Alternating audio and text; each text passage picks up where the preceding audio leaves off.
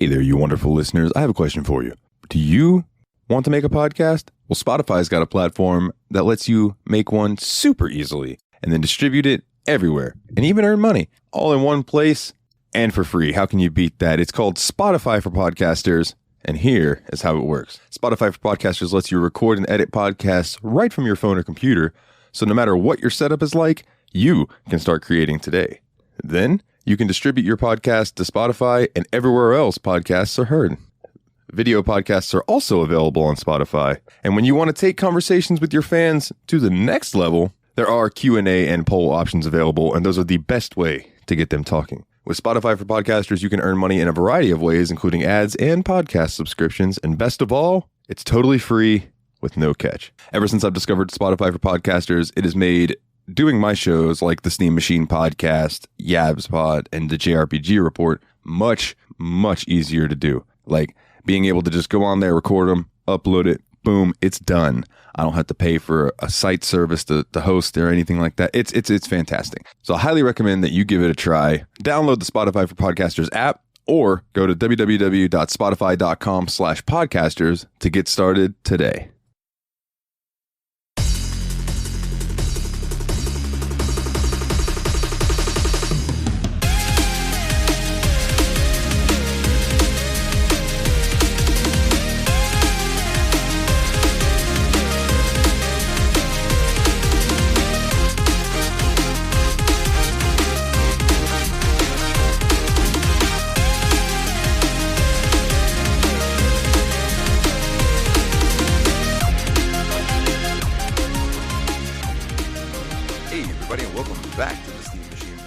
My name's Dalton, and joining me as always is my good buddy. This is Ryan. And this week we're talking about, well, they're kind of bugs and they're kind of snacks. But before we get there, what you been up to this week, buddy? You know, same old every week, but but that was the last full week of work, so woo! We start mid-semester break soon. Lots of gaming is going to be done. Yes. So let's go ahead and hash this out now at the beginning. We're going to have time to do some longer games. So yeah. Did you want to push Portal 2 and go ahead and get started on an RPG, or do you want to wait until next week to do that? We can start a longer game. Okay, well then, if you want. At the end of the episode, I will I'll run it for a JRPG, because I know me and you have already whittled down a normal RPG to either Skyrim or The Witcher. Yeah. I'm leaning towards Skyrim just because I've been playing that recently. But The Witcher's so damn good. Speaking of, you told me that a discussion with your coworkers led you to thinking that you should play The Witcher 3 on the hardest difficulty on your first go-through. And may I publicly deter you from that, sir, because that is a terrible idea unless you want to just fucking miserable throughout that whole... Yeah, miserable's fine. Just take forever to progress through it. No, like, you probably won't progress through it. Like, like that shit, those difficulties are for, like, New Game Plus and shit, man. Like, once you have built up armors, because that game is brutally unforgiving. I told you off air, but I'll tell you on air, that I remember my buddy Dustin messaging me and being like, fuck this game, it's too fucking hard, it's stupid. He goes, these fucking normal enemies are kicking my ass, I don't get it. And I was like, bro, kick it down to easy. That's what I did, and it'll make your life a hell of a lot easier. And he did, and then about 20-30 minutes later, he writes me back. He's like, oh my god, this is so much better. And then once we got our gear up, then you bump it up to normal. But dude, it's brutal. It is a brutal fucking game. Great game though. Holy shit, is The Witcher 3 good. But we can we'll hash that out later on. Yeah. As far as gaming news this week, I saw that Horizon Zero Dawn is making its way to GOG, which, if you don't know what that is goodoldgames.com. They are owned by CD Projekt Red, or CD Projekt Red is owned by the GOG.com, one of the two. And it will be the first Sony exclusive type game that will be on GOG. So that's pretty cool. Yeah. With the Cyberpunk delay out there, I saw that there is now a Sims 4 mod where you can make it look like your Sims are playing Cyberpunk, even though you can't. Wow. They can, but you can't. I also did see that somebody got a hold of Cyberpunk 2077 and streamed 20 minutes worth of it before it got flagged and taken down and all that shit. Wow. Yeah, it's like, man, people know no bounds when it comes to wanting to play these games. Like, it blows my mind that they delayed the game and then started getting death threats. Like, no game is that important to me. Like, the way I look at it is, Yeah. okay, you're going to delay it, that's fine. If you need to do some final tweaks to make sure it runs smoothly, that is freaking fine. When CD Projekt Red was doing The Witcher 3, their release date was when it's finished. Like, that was the to be determined date, was when it's finished. And I fucking agree with that, dude. You know what I'm saying? And this goes back to games like Skyrim and stuff like that, where Bethesda really relies on modders to fix the shit that they wouldn't think about fixing, or are just too lazy to. I haven't figured out which, you know. But CD Projekt Red doesn't want to do that. Like, they want to release something that is done, finished, ready to go, fucking on day one. I'm looking forward to it, dude. I'll wait till December. It's fine. I know if I were to put that game on max settings and then turn on ray tracing, my computer would shit itself from everything that I've read. And I've got a decent rig. Ray tracing is like next level shit.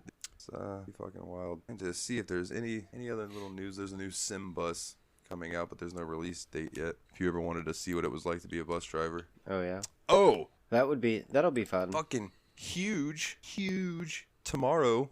Oh, I'm sorry, Tuesday is the new expansion for World of Warcraft. Shadowlands comes out. Super oh yeah, I forgot about that. I can't wait to get in there and go side with the Vamp boys.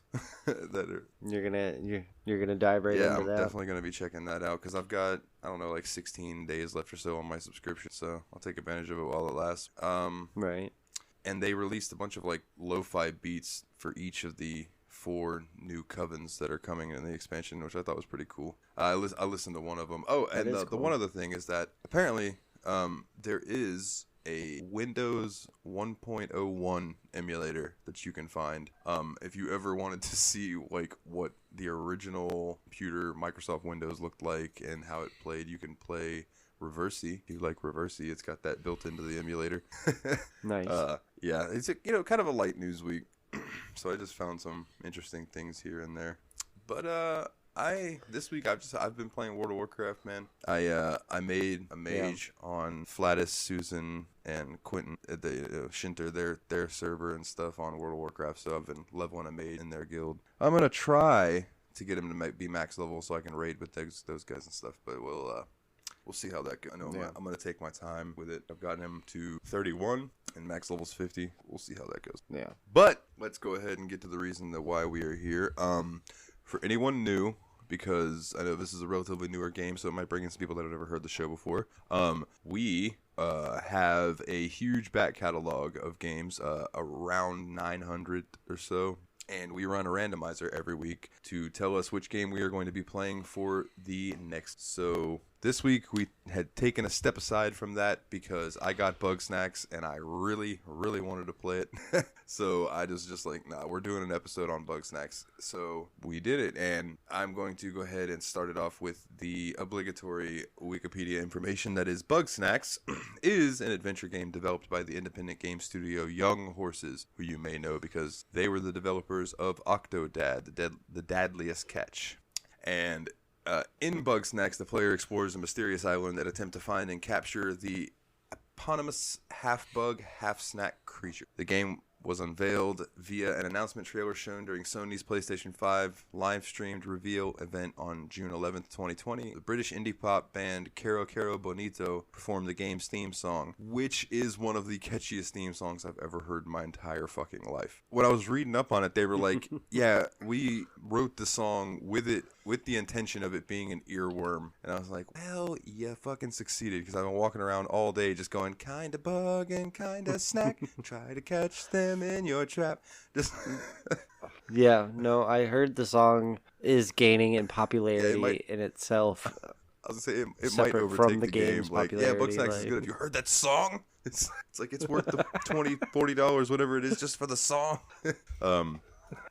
Yeah, it was crazy. The game was released on November 12th, 2020 for the PlayStation 5, PlayStation 4, Microsoft Windows, and Mac operating systems.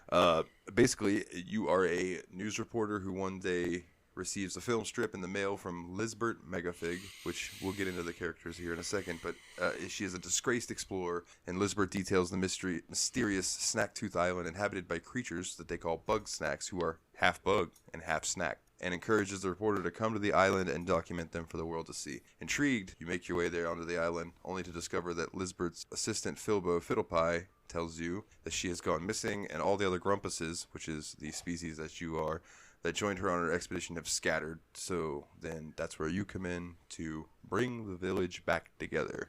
So right off the bat, this game seems super lighthearted. Like, it's very cutesy. The Bugsnax are absolutely adorable. The one that sticks out to me is Bunger.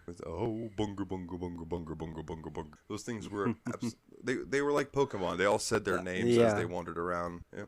Yeah, no, this was my first thought on it. Is like, this is like a Cloudy with a Chance of Meatballs meets Pokemon style play, and I was like, this is cool. I was hooked right from the start, and you meet Filbo, and Filbo, he tries. Yeah, he's so fucking I love relatable Filbo. for me. He's just like, no matter what he tries, nobody fucking listens to him. He's just like, but he is like, oh, thank goodness you're here, and he tells you Lisbert's missing. He introduces you to everybody else. Well, that's still around, Ellie.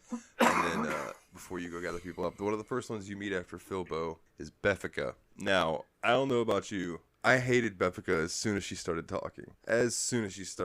When I realized that she was like the little gossip chick, I was like, oh, God, I remember people like you from high school. I will say she somewhat redeems herself, but not really. But like, I didn't hate her as much by the end of the game. But still, it was like, well, you go on and enjoy your life. Like, we're done here. Yeah. But yeah, her name is Beffica Winklesnoot. And that's the thing. I love the names in this game too. They're all... Yeah, the names are fantastic. Not just for the characters, but for like the Bugsnax. I have a list of that. Like, you have the they went all Bunger, which is a rhinoceros beetle and a burger. You got Buffalocust, which is a locust and buffalo wing, flying buffalo wing. Charmello, which is a firefly and s'mores. Cheepoof, butterfly and spicy poofs. White cheddar cheese or. Yeah, there's all kinds. Chili Nilly is a firefly and an ice cream sandwich. There's I found a coconut and I threw it on the ground, and one of the bigger enemies that ran out, I think it was a popsicle one, smashed the coconut, and then the coconut turned into two Bugsnax. It was Cocomite Lesser and Cocomite Greater. It's just oh my goodness, so cute. It's just so ridiculous. The crapples that were crab apples. Oh God, I loved those things. And then everywhere around there, you just see like these bags of chips, bags of snacks just on the wall. Throw your fucking trap up there and catch them. They were snack pods. And they're actually based on a creature called bagworm, which I've never heard of. So I thought that was pretty funny that they made them bags of snacks as the bagworms. No. The Dr. Sodies. Did you see any of the Sodies? They look like little hermit crabs, but they're cans of soda with straws sticking out for their... Oh, man. No, I didn't. And it was... I don't think I got very far into the game. So... Yeah. I know I made it to, like, the second or third region, but I didn't dive into it like you did. I know you rolled credits, really a couple days ago? So after you meet Filbo, you go and you meet Beffica, and she basically tells Filbo that he is a fucking loser, and then turns to you and is like, hey, why are you with this fucking loser? She doesn't. This game does not cuss. Let me go and throw that out there. I'm just gonna filthify it myself. She tells you, go handle what you need to handle, but then come back and talk to her. So then as you guys continue on, the next one you meet is Wambus Troubleham. And Wambus has a very country voice. I love Wambus. Like a cowboy when he talks, you know. Yeah, oh man, when he was like, he's a farmer and he grows plants. He's got like a ketchup plant. And you can take the ketchup and shoot it with your slingshot, and it attracts, Bugsnax and things like that. But he's like the. He's like, don't worry, y'all go ahead. Farmer. I'll catch you. Oh, so the best joke in this game, right off the bat, real quick, because I forgot the beginning of it, is when you start off, you were in a meeting with your boss, and she is just basically about to fire you because you were the Grump Squatch turned out to not be real, and your piece was just a fluff piece, and you're in trouble. Yeah. But you're watching this video from Elizabeth. Yeah, it is Elizabeth. I keep getting her and Agabel confused. Yeah, Elizabeth. She's like, come to Bugsnax Island. Bert. You're a great reporter. I've seen all your work. Come here. Write a story. Help me tell the story of Bugsnax. So you show your boss this, and your boss is like, that's the stupidest thing I've ever heard. And then she's like, but now that I think about it, it could be a good story. She's like, okay, if you go there and you come back with a story and an interview from Elizabeth, you might still have your job. Now, right before this cutscene, it shows you on like an airship, and you're flying into this town, and this big creature comes by and knocks your ship and you fall off of it, and then you're doing this you're running through the island, just kind of giving you the little controls tutorial, and you run up to this cliff, and this big thing comes by, the cliff falls out from under you, you fall, hit the ground, goes black, says 2 weeks earlier, and that's when you're in the interview. And the last thing that your boss says to you is, hey, be safe when you're on that island, kid. Don't go falling off any cliffs or anything, okay? And then it cuts back to your dude just laying at the bottom of the cliff, staring up at the top of it. And I was like, that is a fantastic joke. So Wambert, right. That's a good one. Or when you meet Wambert, when you meet Wambus, he starts introducing you to like how to catch Bugsnax and kind of lure them in.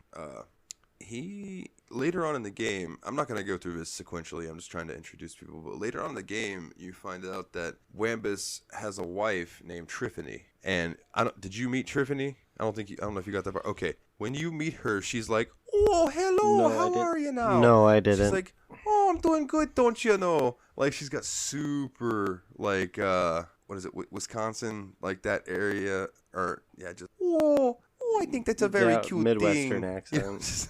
God, it's so funny. I love all of the voices in this game. All of them. The voice actors did great. Anyway, Triffany has left Wambus, and Wambus is like upset. He like stays up at night talking to his cactus because he misses his wife. And you have to go and find her and help. Then you end up having to like try to help them solve their marital problems, and it gets interesting. Who else do you end up coming across? I'm just gonna go to Chandlo. You probably didn't meet Chandlo yet, but he's like, yo, what's up, dude? And he's all he's fucking ripped. He is this jacked grumpus, right? Right? And yeah. And he definitely didn't come across him yet. Then. Always around Snorpy. So like when you go to find Snorpy, you're gonna find Chandlo. And one cool thing I thought right off the bat in the game in the beginning, there's a lesbian couple, and it's no big deal. It's not like a thing. You know what I mean? It's just there, which I thought was really cool. Like right off the fucking start, because Elizabeth and Egabel are in a relationship, and I'm like, well, that's what's up. And they always refer to the player as they or them or buddy, like it's very inclusive, and I thought that was very, very cool. Yeah. So later on in the game, that's cool. Snorpy, who is this big, tall, yellow, like really smart, but thinks the Grumpinati are out to get him, and he's like making you go catch cookies. And then he's like, I need you to catch these cookies for me. And then you hear him talking to Chandlo, and he thinks you can't hear him. He goes, what I'm actually going to do is they using these cookie snacks to listen to my brain. So if I have them as my teeth, they won't be able to hear anything of my saying. You know, just super whacked out. Loved it. Loved every second of it because I know people like that. Wow. And it just cracked me up.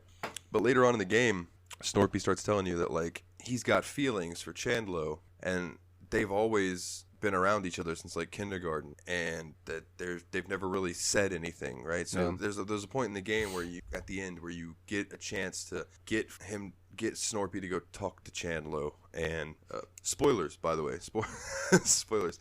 And Chandlo's like, what do you want to talk about, Snorpy? Snorpy's like, I just wanted to know if you maybe wanted to, be together, like date. And Chandlo's like, Snorpy, what are you talking about, bro? And Snorpy's like, oh, I'm sorry, I didn't mean it. And Chandler's like, dude, we've been dating for years. And Snorpy's like, what, really? And he goes, dude, you don't remember that time we made out on the way home from the whatever? Snorpy's like, oh, I thought we were roommates with benefits. And he's like, I love you, Snorpy. And he gives him a kiss, and he's like, does that cement it for you? And I was like, oh, it's so cute. It was this nice little heartwarming scene. And let's see, who else do you come by? You talked about Chandlo. Oh, C. Clummy Clumbernut. That's your boss's name. C. Clummy Clumbernut. And she is just a grouch. She talks like this. Hey, you need to go get me a story. She had one too many Grump cigarettes. Yeah. Cromdo. you probably didn't get a chance to meet Cromdo, but you were right there because you needed to go into the desert, and you would have found him in there. And when you meet him, he's the only way I can describe his voice is Danny DeVito. Hey, kid! Like when he did Hercules, the animated movie, and he was the Phil. That's the hey kid, come here. I got a bridge to sell you over here, but listen. I'm not responsible if you get hurt on it, okay? Like, and he's got like he's red. He's got a tie on. He's got these big teeth right here. I loved him. Apparently, Beffica hates him, and Beffica thinks he's a scumbag. And I mean, I'm not gonna lie, like he's just your regular sleazy salesman type guy. But dude just cracked me up. And then you have Agabel and Elizabeth. I'm gonna save those two for last. Talked about Philbo. Philbo just wants everybody to get along. You know, he was upset. Like, basically, he's clumsy. When Elizabeth left, she left Philbo in charge, but that didn't last long because nobody takes Philbo seriously, and they all started fighting and split off. He is, trying to get everything back together. He apparently set the town on fire at one point. Of course he did. With his weenie hands. Of course he did. Speaking of weenie hands, I don't know if we've already touched on this. Bugsnax, when you eat them, you can change part of your body to look like that Bugsnax. Yeah. So you end up finding out that your character, personally, is allergic to them. You eat them, and then you end up in the bathroom, and the door opens, and Philbo's like, "You okay in there, buddy?" And your choice is to answer him like, "Yeah, I'm fine," or like, "Dude, I need space."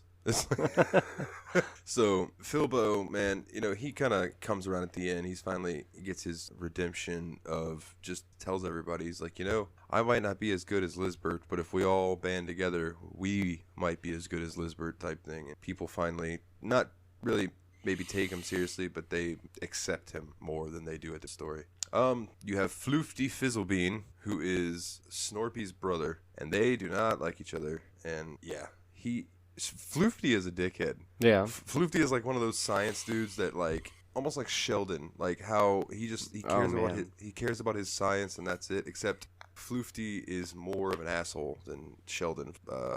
Big Bang Theory is like. Oh wow. Like which I don't particularly care for that show, but I do know like that stereotype I guess would be the smart person with Asperger's, like super just like very. Yeah.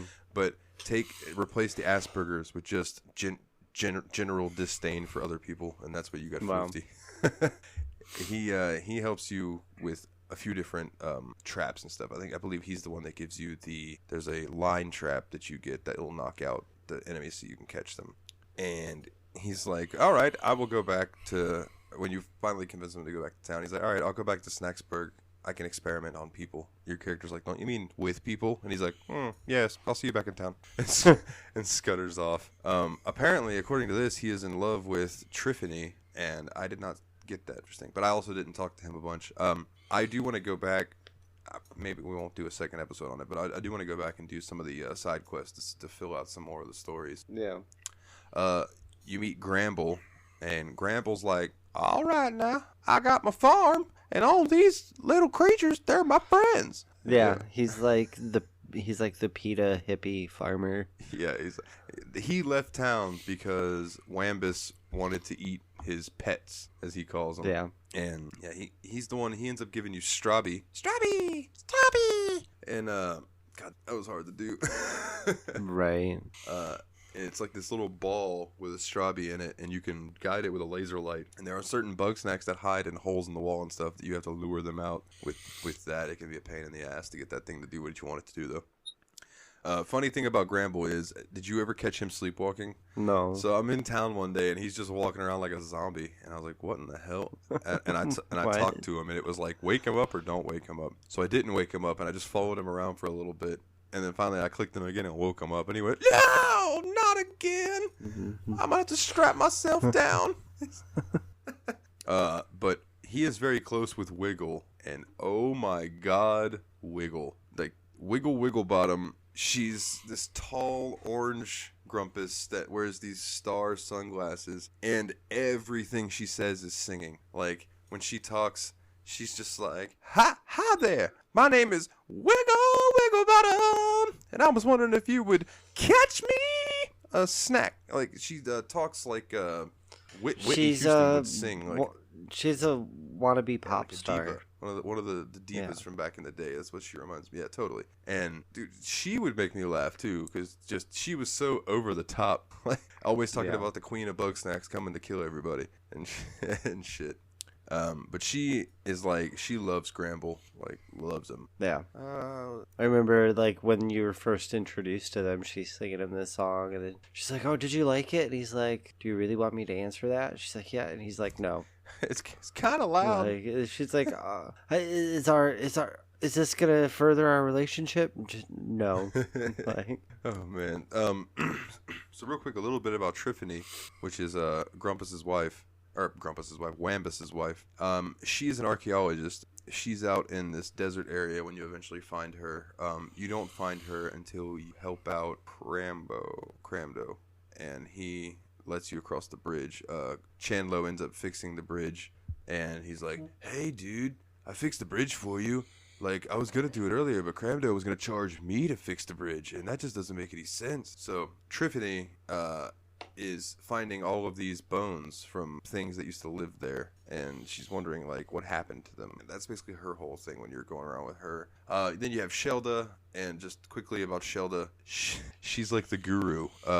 I'm going to go to the other plane of existence, meditation, that kind of person. She's like, I do not need to eat Bugsnax. I only need cheese sauce. So this island had pretty much every representation of like every clique group. Yeah. Totally. Out there, like totally. She's got a thing for Chandlo, but obviously there's nothing there, and she's not a fan of Floofty at all. Like I said, Floofty's a dickhead. But to bring it back to the Eggabell and Elizabeth, they are a couple, and you are looking for them throughout the game. And you start to find, by finding these two different containers in their house and stuff, you go in there, you B&E, and start opening their things, and you find these video reels of different memories. Like the first one is just reiterating that I watched you watch this today, that it's just reiterating that they're a couple, how they're kind of, Eggabell is worried about Elizabeth going out and getting hurt, and Elizabeth's going out to bring back these new Bugsnax for Eggabell to try. And the next video is like, Eggabell's been hitting the Bugsnax kind of hard, and Elizabeth's kind of worried about her. They hash it out. Then the next one is Elizabeth coming to check on Eggabell, and Eggabell's laying in bed, just like over it, depressed, not understanding why she's alive, just saying like, I'm just a failure. And I related to that hard because I have those days. Like, and Elizabeth's like, no, honey, you're amazing. Don't you forget that. And it's just not flying. Like, Eggabell's depression's taken over. And I don't remember what the fourth one was, but you eventually find Eggabell, and then you tell Filbo. And at the end of the game, you're going through and you're kind of doing. And you eventually find Elizabeth. I don't want to spoil too much. Like, I don't know. Like, you find Elizabeth, and it turns out that she is now this big, hideous snack. And she starts talking about how Bugsnax are a parasite. They're not an actual like good thing. They're a parasite that wants to take over your body. They want to learn how your body works, and they want to become you. When you use Bugsnax, you become Bugsnax. The Bugsnax take you over. They start running your thoughts. They start running your motives in life. Everything that you do revolves around Bugsnax and getting more Bugsnax, and doing that is like, look at me. So the super cutesy, wholesome start of the game just took a wicked turn.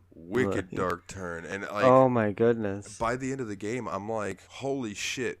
In my opinion, this whole game was a metaphor for drugs and like helping people with drug addiction and like other mental problems. And I'm like, fuck, this game got deep.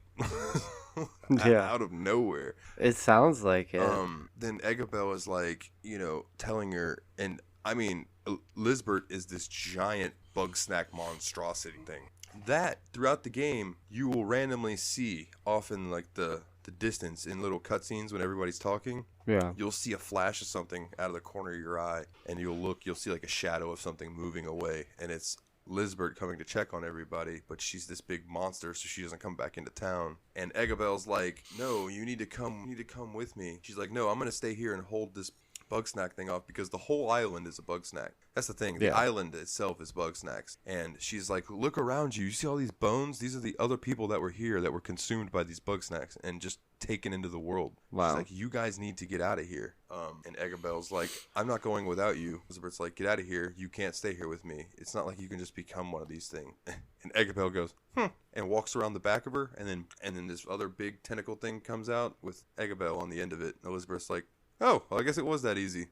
So then at this point, they grab you, and she's like, you got to take the fast way out of here, but you and Philbo, you guys have to get everybody out. So they grab you guys, throw you out of this fucking big volcano thing you're in, because the volcano is going off. Like, you guys got to get the hell out of here. So at this point, instead of now having your trap and going around and doing the little puzzles trying to catch these Bugsnax, all of your items that you have been using have now been weaponized by what? Yeah, by so it goes from like a catch and release sort of game to you have to kill these things. Yeah, now. So your trap I really need to finish this game. I'm gonna have to come back to it over Dude, over I'm telling break. you, so worth it. Like, you throw your trap out. So, I never even talked about gameplay. Really, I've been too much involved into like what was going on in the game. So when you see the Bugsnax, you throw out this trap, and it's this wooden barrel-looking thing that opens up, and all of the little slats kind of come out at the top, and this blue aura comes out around it. And when it gets into, or I guess it's a white aura,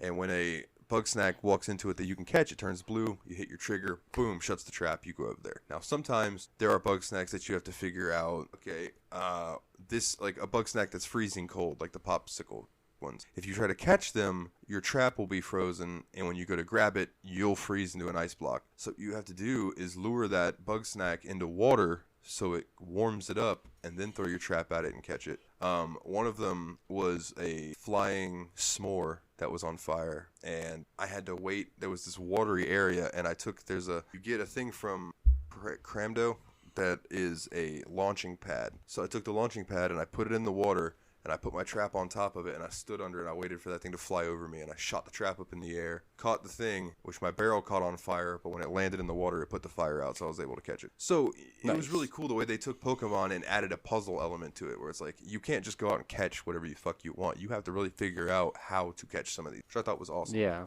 Now, that's cool. Flash forward into the game. You're now running into town trying to save everybody from these Bugsnax that are attacking the town, and they're attacking everybody there. Your trap, instead of catching them now, when you throw it out, when you hit the button to trap, it takes all the slats, slaps them down on the ground, and just smashes the Bugsnax. It's awesome. So you're fighting these Strabbies and Raspberries, and you're just smashing them with the trap. So then you have to use That's awesome. every item throughout this ending thing. So then you go to the next area, and you have to save two of them. I don't remember which. You have to use the grab claw that you get eventually that shoots out a claw you can grab stuff with. It now has a boxing glove on the end of it. Use it to punch picantises and stuff, which were picante sauce bottles and praying mantises together. And they would go, picantes! When they were coming at you. Dude, they'd be running at me, and I'm running away from it. Just, picantes! Picantes! Picantes! Oh, man, I loved every fucking second of it. The trap launching pad, you had to control that, and Cramdo was loading up rocks on it while Beffica was telling you, fire!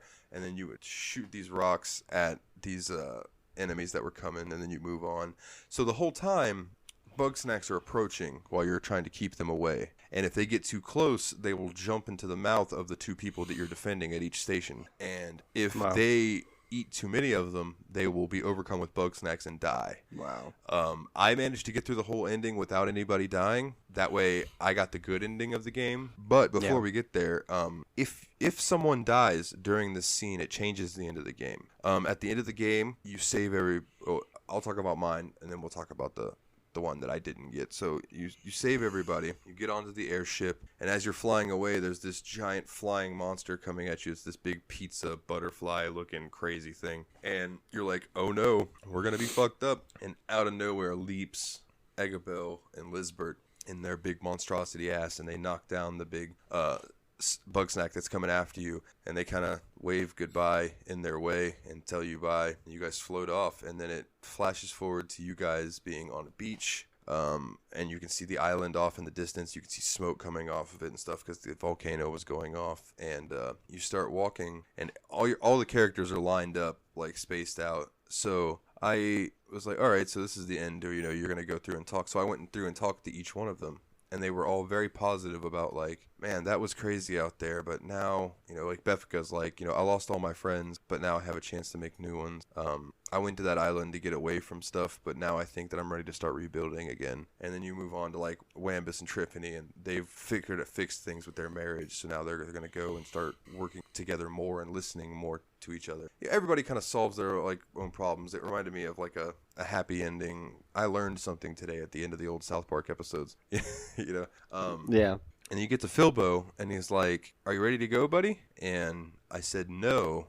And then I turned around to make sure I didn't miss anything. And all the characters on the beach were looking at me and smiling. Like, all of them. Like, were just looking at my character. It was the strangest thing. And I was like, oh, I wish I could wave, because I feel like I should wave at these people. Right. Like, thanks for the last 10 hours of my life. And I turned back around and I told Philbo, yeah, I'm ready to go. So then he loads up. He's like, I actually don't have anywhere to go. Do you mind if I stay with you for a while, buddy? And your guy's like, yeah, Philbo, come on. You can stay with me.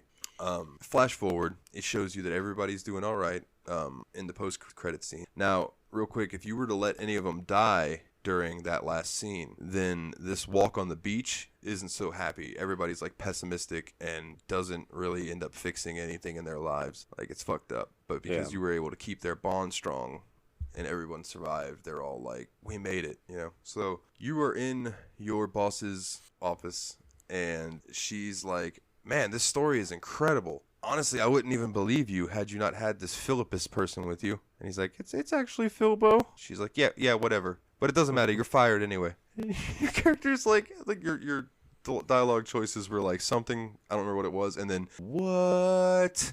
So I went with that one. And she's like, yeah, you lost your job the minute you walked out that door. I didn't even expect you to come back, honestly. Well, damn. And then she just gets up and leaves. Wow. And Philbo's like, well, that's okay, buddy. We'll figure it out. We got to go. I'm actually thinking about running for mayor. So Philbo ends up apparently running for mayor and winning.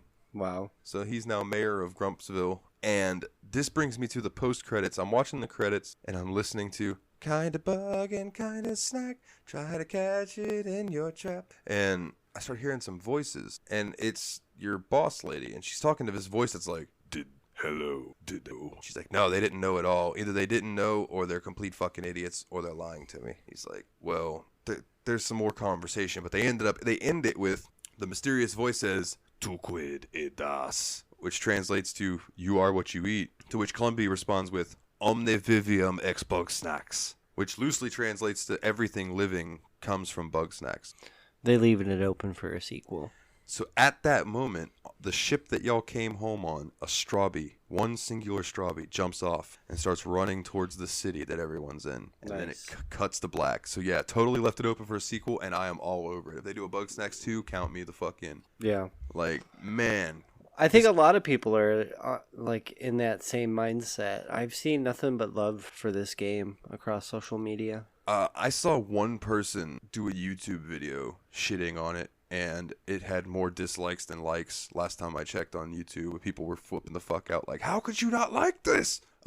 Eric from Factory Sealed said that he's been playing it, and he said one of the best parts to him was hearing his kids playing it in the other room and laughing, like just hearing how funny they thought it was. Yeah. And he said that he's been really enjoying it too, and I told him, I warned him on Facebook, I said, I'm not going to spoil anything, bro, but this game's really funny and sweet until it's not. Yeah. And then it is no longer funny and sweet for a little while. It is like very dark. But fuck, bro, I'm gonna go ahead and say it, dude. This gets 10 out of 10 Bugsnax from me. I can't believe I got 2 perfect scores in a row, but like, damn. To me, for a short 10-hour experience with a great story, it looked fantastic. Like, this was the perfect type of game for me, because I love Pokemon style games like catching like Digimon, all of that, and to take that and then put a story that is very well disguised, but if you dig deeper, there is a lot to it. Yeah. That's all. I'm all about that, dude. Yeah, I'm a little disappointed that I didn't get to play any further than what I did, but from what I played, I was really enjoying it. Like, I'm definitely gonna have to come back to it over break. Oh yeah, I will. I'll be bugging you to see how far you've gotten along in it. So don't worry. You'll you'll either get annoyed and say fuck it, I'm never playing this again, or you'll be like, yeah, I'll go finish it real quick.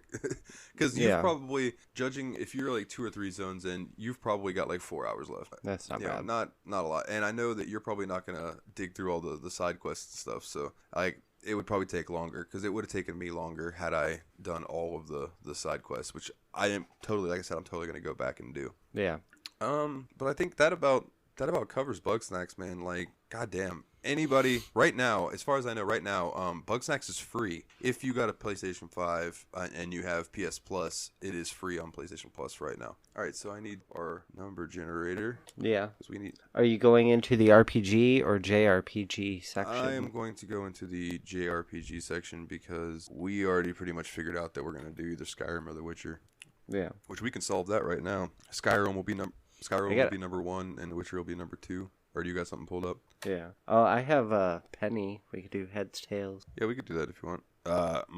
My generator gave me Skyrim, but if you want to do the Penny, I'm down for Skyrim. I've been wanting to play the last couple of weeks. Yeah, I think that's my fault when I started just like rambling on about all the shit that I've been doing recently. I could see it in your eyes. You're like, oh man, because I remember me and you had a blast running around when I was up there playing it on Switch. Yeah. Which, playing it on Switch, totally viable. But when I came home and loaded that shit back up on my PC, I was like, holy fuck, the difference in the graphics is ridiculous. Yeah. All right, so. What'd you get, Persona 5? No, that's not on PC. That would be fantastic. No, we got The Legend of Heroes, Trails in the Sky. It's the first game in that series. That's the series that I said, when we get to this series, we're playing it in order. Yeah. But we got the first game. So that works perfectly. That was number 68. So then that brings me to, which one would you like to do first? You want to go into Skyrim first? You want to dive into the JRPG and then do Skyrim after that? Let's do Skyrim first. Do Skyrim first? All right. Yeah. So I know you played it a lot longer than I have, and if we only want to do like 2 weeks or so, like 2 episodes for that game, you can talk a lot more about it. We might be able to stretch out Skyrim into 3. Like we'll see. Yeah. We'll see. Yeah. Because I would like to be able to beat the main story and talk about it, beat some of the DLC and talk about it. But there's a couple mods that I also want to play and talk about too that I have. The Forgotten City is one of them that is supposed to be like an expansion itself. So yeah, that'll be cool. Then our next episode will be on the Elder Scrolls Skyrim, and then after that, man, Legend of Heroes, Trails in the Sky. I'm excited, and actually, I shout out to our buddy James from the JRPG Report. I'm probably going to bug him to guest on one of those episodes when we do that show, because I know that he has played that game at my request. Like I told him. Yeah, they're on PC, man. They're really good. He really likes the Trails of Cold Steel games, which are the sequels to it. So when he went back and played those, he said that those are equally just as good. It's a fantastic series. So today, there are 2 games in the series that have not been released over here yet, and they are Trails from Zero and Trails of Azure. And I found an English patched PC version today. Nice. And checked it out, and it worked. Everything went smooth. The people who needed to get their money for it got their money for it, with all of that good jazz, and loaded it up. Worked fine. My controller works for it. So I fucking, it was a DRM free thing, so I zipped it up, sent it to James, was like, hey bro, I know you've been talking about wanting to play this forever. I found a working version. Here you go. And he was like, thank you. And it was really cool. So he said that he probably won't get to that till next year, but shit, that whenever. I'm just glad that I can help him out. Yeah. So I will probably add that as well. That way I can sneak it in there. Oh, speaking of the list, I added a couple Sword Art Online games. I know you started the anime. Yeah, and I started the anime because the games were stupid cheap, and I got a couple of them, and I'm like, I hear good things about this show all the time. I'm gonna fucking check it out. And 4 episodes in, I'm like, damn, this is really cool. I really like it. Now, I figured you would like it.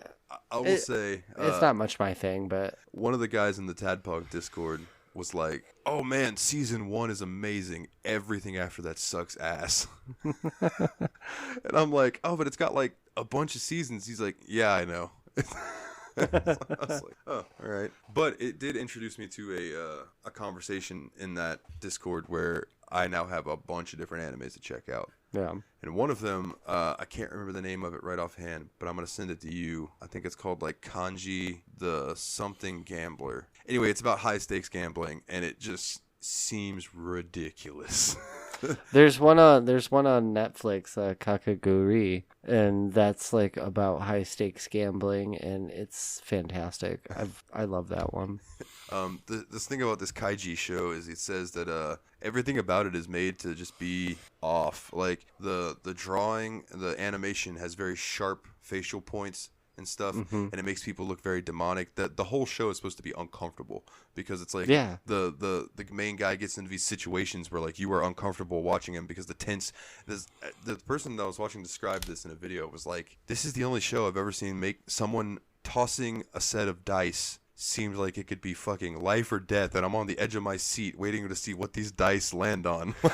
I'm like, wow, that's pretty impressive. But yeah, so up next, like we said, Skyrim, and then we're gonna do Legend of Heroes, Trails in the Sky. I am super excited for that. Some housekeeping here at the end. We now have a threadless store. Like, that's fucking random, I know. But if you go to our Facebook page, pinned in the pinned post, you will find a link to our threadless store if you want to get a shirt with our logo on it, or a face mask with our logo on it. Do you have a baby? Because you can get baby clothes with our logo on it. It's like, there's all kinds of, you want to skateboard with our logo on it? It's got that shit too. There's all kinds of stuff on there. I also pinned the Discord link. If you would like to join our Discord and come in and chat with us about games, feel free to curse just as much as we do. You know, it's a open zone. Just no hate speech if you join, please. That's all we ask, no hate speech. But other than that, you know, you want to say fuck a diddle doon dong, go ahead, say fuck a diddle doon dong. And if you want to find us on Facebook, you can go to facebook.com/The Steam Machine Podcast, or you can find us on Twitter at Steam_podcast. I'm always around there trying to post stuff to make y'all laugh, or, you know, updates, little news bits that I find.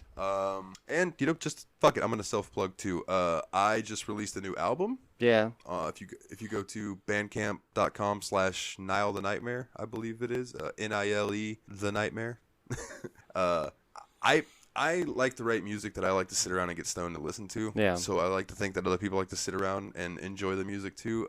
I've gotten some good feedback from the two people that I've asked about it so far, you being one of them. Yeah, I like it. And I know, like, you would tell me if it was not up to par, so yeah, it makes me happy to hear that. It's $8 for 17 songs. You're welcome to pay more than that, but I only charge $8. I think it's worth it, but that's relative. Yeah. Worth is relative. Other than that, I think that about does it for this week, man. Is there anything else you'd like to touch on?